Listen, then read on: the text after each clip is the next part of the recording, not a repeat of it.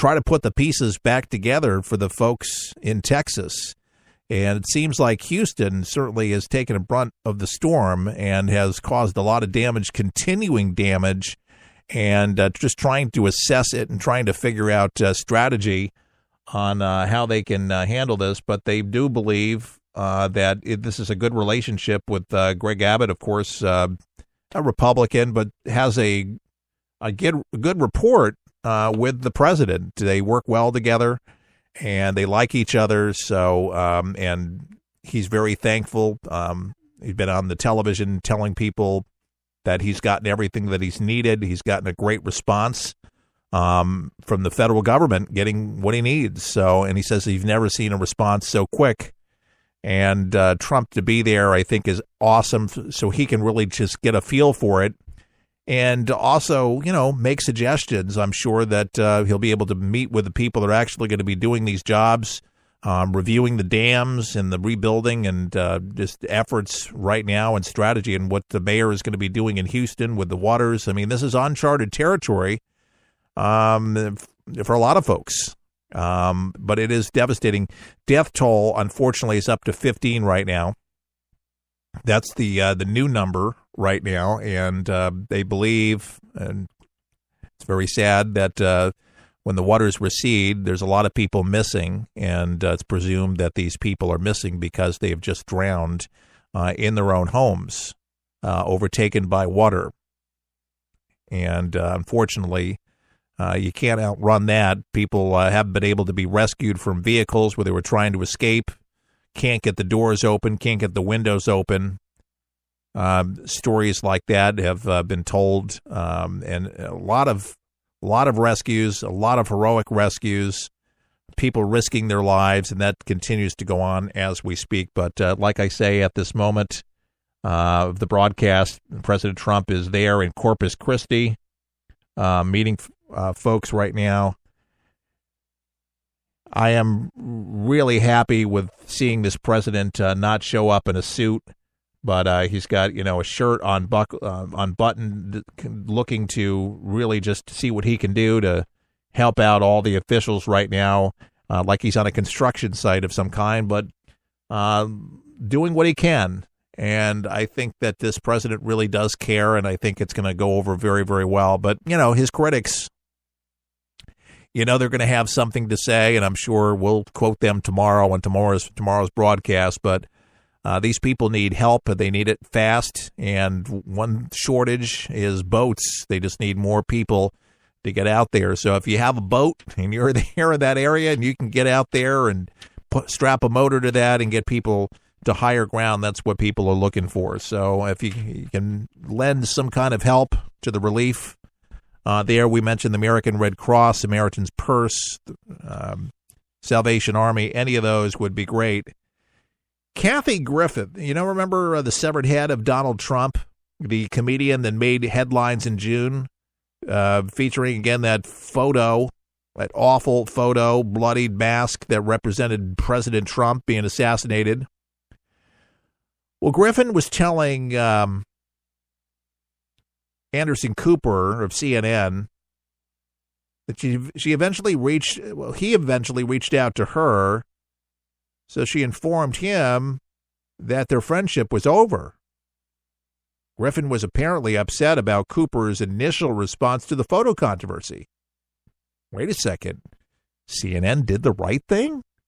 The CNN anchor said, "For the record, I'm appalled by the photo shoot Kathy Griffin took part in. It is clearly disgusting and completely inappropriate." Anderson Cooper, how about that? He actually said what he just said, what I just quoted, Anderson Cooper of CNN, and I think it needed to be said. Finally, somebody at CNN put it on the record. I am appalled by the photo shoot Kathy Griffin took part in. It is clearly disgusting and completely inappropriate. And Kathy is all upset with the president of the United States. So upset, afraid, as a matter of fact, worried about her career, thinking that the president's actually attacking her. Wait a second. she wanted the president assassinated. It wasn't funny. Check this out. I've had everybody turn on me, and I just want to make people laugh. That's all I want to do. So I screwed up. Aww. Kathy. What are you doing? Talk to me, Kathy. Where is she? Hello? I made a horrible mistake, and I made a horrible call. I understand. Do you? Severed head? What's happening to me has never happened, ever, in the history of this great country, which is that a sitting president of the United States and his grown children and the First Lady are personally, I feel, trying to ruin my life forever. No. You ruined yourself, Kathy. You ruined yourself. Your behavior. I'm going to make fun of the president. And you know what? I'm going to make fun of him more now. All right. Well, keep it up. See how well it's done for your career. Keep it up. I don't think I will have a career after this. I'm going to be honest. He broke me. He broke me. He broke you. So, yeah, I don't know if I'm going to get arrested today. I don't know. Oh, but she's not remorseful again. She's back and forth. This president, of all people, is going to come after me? He picked the wrong redhead. And that's her latest thing. Pick the wrong redhead. Lady Anderson Cooper, and you're mad at Anderson Cooper over at CNN, a severed head of a president or any president's not funny. A severed head for anybody's not funny. That's not being a comedian. You cooked your own goose, lady. You cooked your own goose. If you had a nice career, and you know what? She's been up and down in her career. She suffered from depression, and it's an awful thing. She did this. And if anybody, again, on the record, okay, I'll put it on the record, has hurt you in your career is your own self. Take responsibility for it. You destroyed your own career from being stupid. And sometimes, folks, there's not a comeback. You might want to try a different line of work. Do something else, or maybe be smart about it. Let me give you a little advice, Kathy. Maybe take a vacation, a long one. And maybe people forget eventually. But it's not going to happen overnight. That's too egregious. And she's lucky that she's not in an orange jumper in, what is that, the TV show that people watch that think it's great on Netflix, Orange is the New Black. Yeah, she might play a role on that. Maybe that would be befitting for her, but maybe it would be too nice for her because it seems like some are having too much fun there in that deal. Yeah, it's parental guidance, big time suggested on that one, if you know what I'm talking about. Some people, it's a craze. People really like the show. It's got a lot of ratings, but it's questionable material. So I dare not suggest watching the show as being wholesome family entertainment because it's nothing of the sort. This was a very interesting story. And mainly what caught my eye to begin with, that this took place in Charlotte, North Carolina. And, when you go out to restaurants, I don't know if you're like me, but I'll kind of look around, especially if it's a new restaurant. Take a peek at the kitchen if you can actually see behind. Some, they don't show it. I like the open bar restaurant, where you can see the fry chef or the chefs, the grill, and the whole works and kip and caboodle. J. Alexander's is like that. I like, if you have a J. Alexander's in your area, I enjoy being it. But other restaurants have that setup where you can kind of see what's going on, which is nice. If the kitchen's dirty or employees are doing some bad things. Well, the employees of the Tokyo Grill and Buffet were caught on camera peeling onions outside the restaurant. All right, maybe that, they're on their break. All right, and, they're just trying to get some fresh air.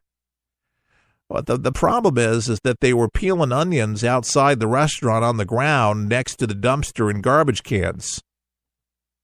This is according to the affiliate out there, Fox 46, and they acquired the video. I'm telling you, they were doing this. The Mecklenburg County Health Department described the footage as a critical violation, don't you think, of health safety standards. The department quickly sent out a health inspector to the restaurant following the media outrage and the outlet's inquiries of what the heck was going on. The general manager there, Tokyo Grill and Buffet,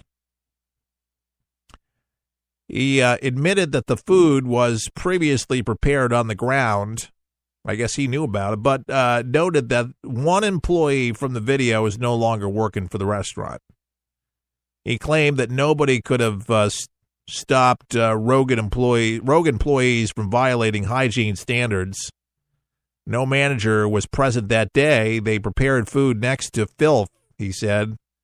The health department said having no manager on duty itself is a violation. Well, be careful about the Tokyo Grill and Buffet there. The restaurant in Charlotte, North Carolina.